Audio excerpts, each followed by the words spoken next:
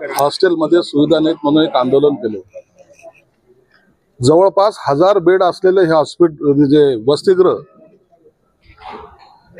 त्याच्या आज बातम्या जेव्हा प्रसिद्ध झाल्या मी तातडीने इथं व्हिजिट केली। आता जर पाहिलं तर या ठिकाणी ज्यांच्याकडे हा चार्ज आहे, एक मॅडम 2-4 दिवसापासून सुट्टीवर आहे, एक मॅडम आता तिला मी येणार आहे हे माहीत असून सुद्धा आतापर्यंत ती आलेली नाही। आणि मी जे हॉस्टेलचे जर रूम जर पाहिलं तर जनावर सुद्धा तिथे एक दिवस राहील की नाही अशी शंका आहे। नळाला तोट्या नाही, तिथं पाणी नाही। खालच्या फ्लोअरपासून 6व्या मजल्यापर्यंत विद्यार्थी पाणी बकेटीमध्ये घेऊन जातात। सगळ्यांच्या काचा फुटलेल्या आहेत, भिंती गळत आहेत आणि पलंग वगैरे जर पाहिले तर मला वाटतं यांना कोणवाड्यात आणून टाकलेलं आहे। अशी अवस्था या सगळ्या हॉस्टेलची।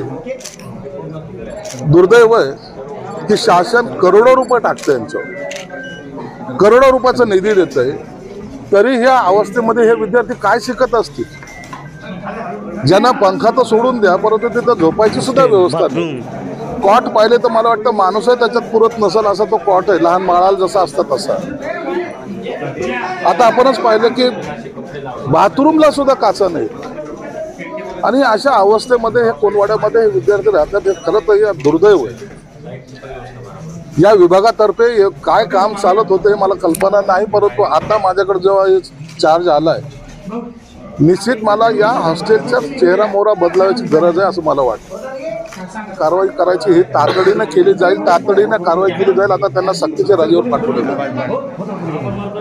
एकंदरीत एकूण 5 लोकांचा असलेला स्टाफ, त्याच्यामध्ये सुद्धा 3 लोक अब्सेंट आहेत आणि अशा पद्धतीने जर हॉस्टेलचा कारभार चालत असेल तर मला वाटतं महाराष्ट्रामध्ये सगळीकडे अशीच अवस्था असेल। म्हणून आता मी परवाच्या दिवशी तातडीने जे समाज कल्याण आयुक्त आहे त्यांची इथं व्हिजिट ठेवणार आहे, त्यांना सांगणार आहे सगळं जाऊन पहा, यांना जे काही भरघोस निधी देतोय तो निधी कुठं जातोय आणि या मुलांची अशी अवस्था का, या सगळ्या प्रश्नाची उत्तर मला परवा दिवशी आयुक्ताच्या मार्फत मी घेणार आहे। आणि 28 तारखेला पुण्याला त्या समाज कल्याण अधिकारा विभागातल्या जेवढे हे अधिकारी आहेत त्यांची बैठक सुद्धा मी तिथे आयोजित करतो। एवढा मोठा निधी दिला जातो, आपण पाहिलं की या ठिकाणी सुविधा नाही, त्यामुळे कुठेतरी गैरप्रकार, आर्थिक गैरप्रकार झाला असं वाटतंय का तुम्हाला? गैरप्रकार तर असणार, 100% असणार आहे।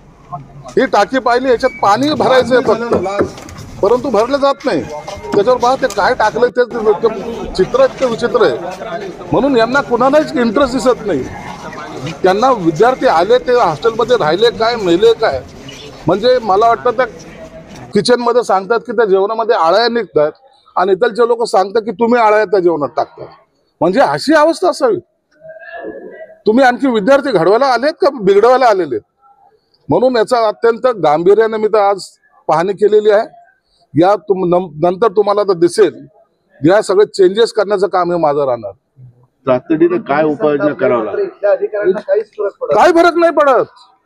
ती कोणती तरी मॅडम आहे म्हणतात की ती 12 वाजता 1 वाजता आली तर येते आणि तिला जितक्या वेळ थांबायचं तितक्या वेळ थांबते, नाही आली तरी त्याचं कोणी काय बोलू शकत नाही। एक मॅडम आहे ती 2 दिवसापासून आजारी आहे। आता ती आजारी 2 दिवसापासून अधिकारी सांगतात पण 2 दिवसापासून आहे।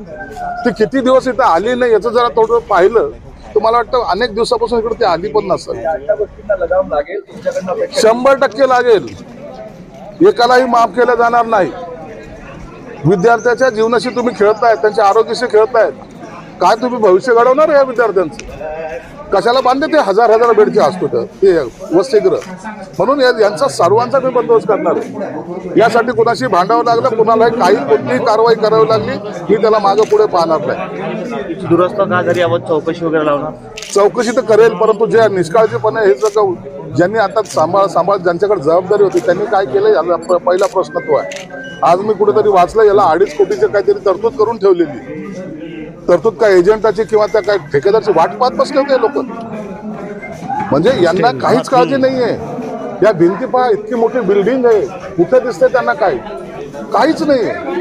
म्हणून आता ही जबाबदारी माझी आहे, खात्याचा मंत्री म्हणून मला याकडे लक्ष देणं गरजेचं आहे। मी या विद्यार्थ्यांना सुद्धा सांगेन, तुम्हाला आई वडिलांनी इतक्या दुरून पाठवलं अभ्यासासाठी. त्यांची ही मुलांची जर अवस्था जर पाहिली तर त्यांच्या आईवडिलांना सुद्धा वाईट वाटत असेल. ते तो सुद्धा म्हणतील की शिकू नका पण कमीत कमी घरी तरी चाला. ही असा अवस्था नसावी.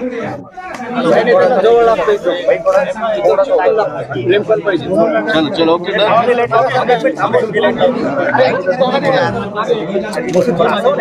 अरे माग सरकारला तुम्ही एवढं चिपकून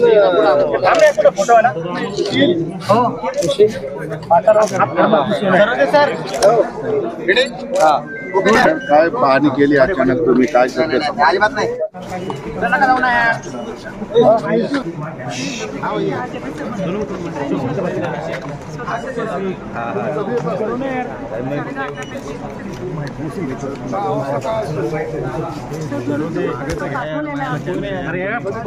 असं पाहता तुम्ही लोक प्रस्ताव पाठवून 2.5 वर्ष थोडीतरी लाच ठेवा. थोडीतरी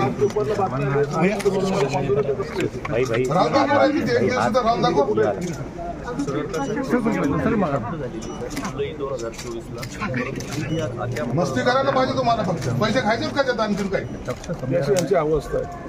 म्हणून आता हे सगळ्या अधिकाऱ्यांचं सुद्धा यांचा दही केलं जाणार नाही. समाज कल्याण आयुक्ताला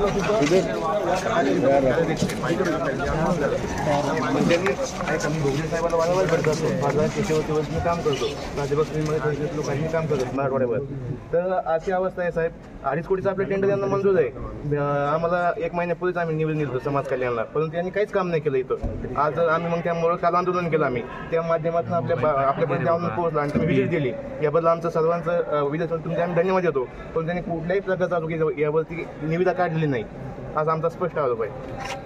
ठीक आहे.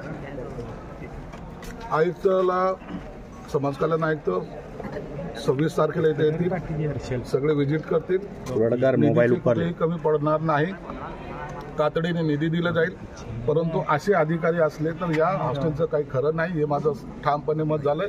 एक सक्षम अधिकाऱ्याची सुद्धा या ठिकाणी नेमणूक केली जाईल.